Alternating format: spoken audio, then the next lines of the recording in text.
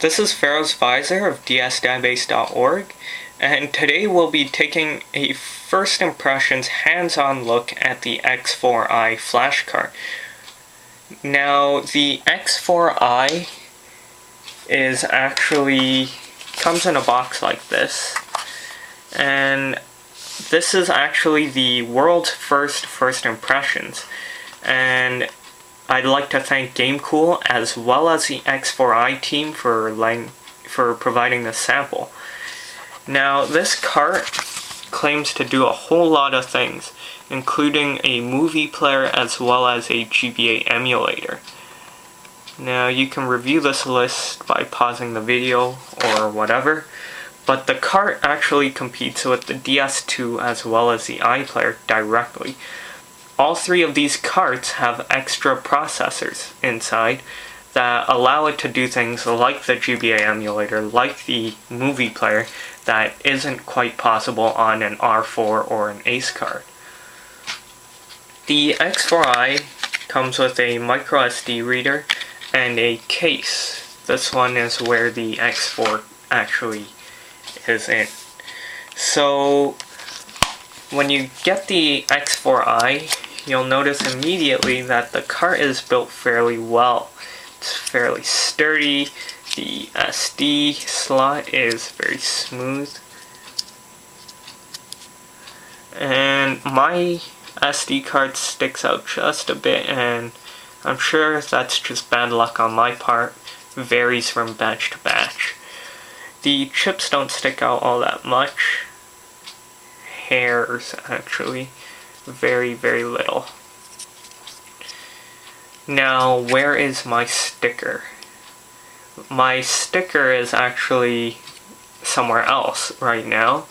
It comes with it attached, so I had to rip it off myself. Now, why would I do such a thing, since I've never done it before? It's because of how the X4i is inserted into the DSi. Now, with the sticker on, the sticker is like the straw that broke the camel's back. It added just enough thickness at the wrong places so that it was impossible to push it in. Right now, well, I'll show you guys. The DS Lite and the DSi slot is slightly different. The DSi has two pieces of metal flaps that jab at the cart and slides right against the surface right here against this corner and right here against this corner, causing it to actually be a problem. Now, on the DS Lite, this doesn't exist. The Super card is actually thicker than this cart, and it's simply the bad placement of the chips. I guess they didn't really think that through, but over time it becomes better. It's already a lot better now after a couple hundred times of moving it in and out, but I can't imagine that being good for either the cart or the system. So you just gotta massage it in. There we go. And let's move on. The X4i's icon is Star Wars Lethal Alliance, and the menu is very much similar to the R4 menu if you ever had one.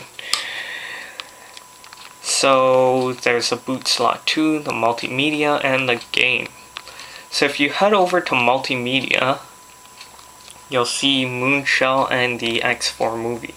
This is the one that they're advertising. So I chose a video that I used in my iPlayer review just for comparison's sake. So if you want to head over to that YouTube video, you can compare it. But to save you a bit of time, I can tell you now, the X4 pretty much performs exactly the same. The load times are a little longer. Here is the video. It's exactly the same as before. You can see it's very responsive and seeking. The pause, stop, and so on buttons all work. Now, where is my complaint, since I always seem to have some? The iPlayer has a lot of options. You can choose aspect ratio, subtitles, and so on. But the X4 has nothing. This video is being stretched ever so slightly, and I am not happy about it. There's nothing.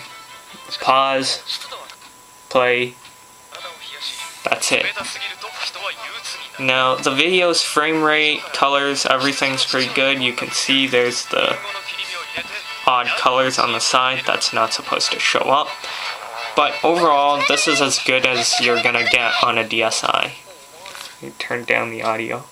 Anyways, the movie function is pretty good. So let's move on again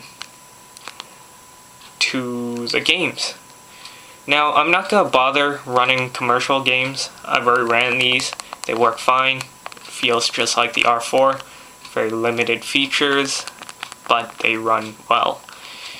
Now, the GBA is what you guys are excited about, and they run straight from the menu.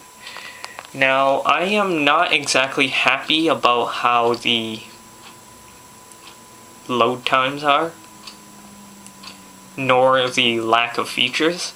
Now, the DS2 could load these games much faster. It offers features like real-time save, real-time guide, rewind, and the only thing the X4 really has over it is that the compatibility is pretty good. Now, I'm not sure if this is this isn't a great part to show lag, but when compared side to side with the DS2, the X4 runs slightly better.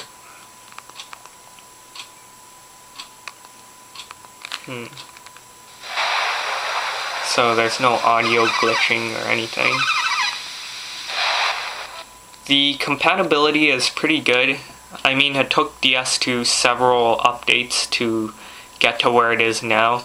The X4 is pretty much on par as far as my limited testing can go. And yeah, I'm pretty happy with the GBA emulator. The games run fairly well.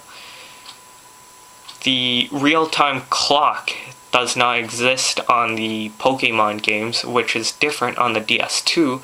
However, I'm sure there are still updates available in the future. Now, so what are my final thoughts on the X4? Well, the X4i comes $5 to $10 cheaper than the DS2. The X4i has a functioning movie player compared to the DS2, which simply has promises of a functional one. And overall, I think the X4i is a good alternative to the DS2.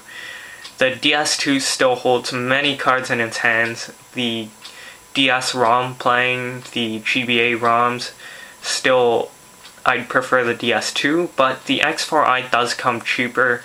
It is widely available, and for those familiar with the X4 or the R4 menu, you don't have to make much of a change.